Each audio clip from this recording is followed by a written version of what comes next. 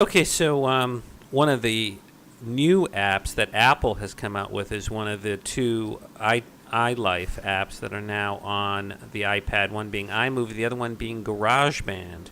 And and I demoed GarageBand in the video version. You can see the video, and it's just phenomenal. I mean, this is killer. This is taking iPad apps to a new level, and basically GarageBand works with GarageBand on your Mac. You can export GarageBand projects to there, but I'm showing here, for example, you can go up to 8 tracks, and you've got two views. One is instrument view, and one is sort of timeline view.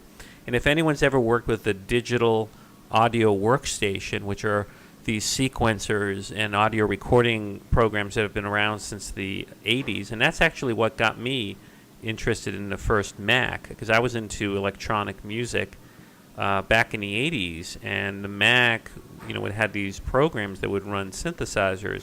But here, GarageBand is just phenomenal, because particularly when you go into instrument mode, because you can turn the iPad itself into an instrument, play drums, play guitar, play piano, play synthesizer, drum machine. And it will record up to 8 different tracks. And here I'm playing with this sort of electronic drum machine kit, and it's very cool. It's you can really sort of hear. It's just I don't know. It's very cool. You can play different instruments.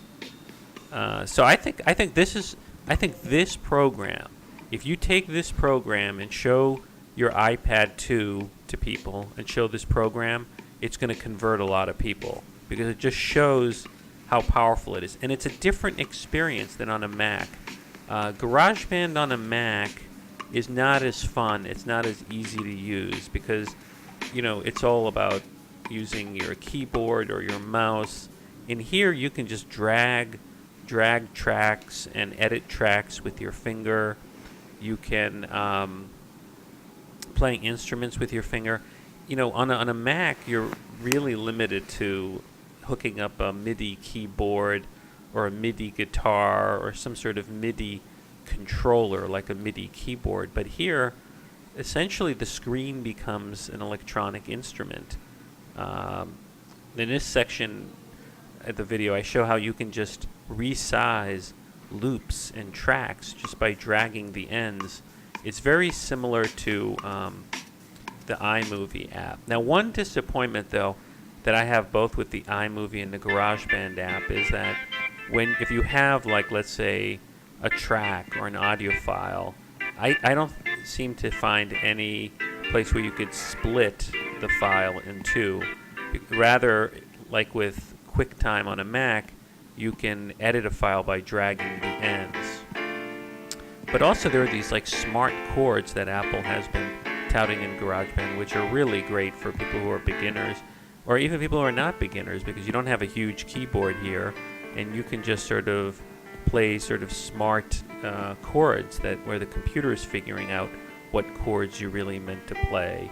I'm playing around with this thing. I could see myself and my kids playing with GarageBand like every day for like the next year, because it's so much fun.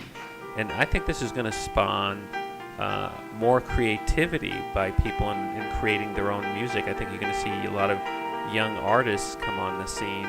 Now, one of the reasons I like GarageBand is because I've been doing some of the iPad podcasts, recording it on the iPad or iPhone, and I never had a great recording device or application, and now I have 8 tracks. So I had been using the HT Recorder app on both the iPhone and the iPad, and that was great, because you can edit stuff and cut and paste stuff around and import music, but it was limited to 1 track. And now, essentially, you can use with GarageBand, they didn't really tout this, but you could use GarageBand to be a podcast creator, because you could import loops, intros, side music, and you could do editing of a podcast right in GarageBand. So next week I'm going to try to edit the whole podcast in the iPad 2. So in this video you can see I'm strumming, I'm playing various guitar chords. It's a very cool app. I think Apple has a hit.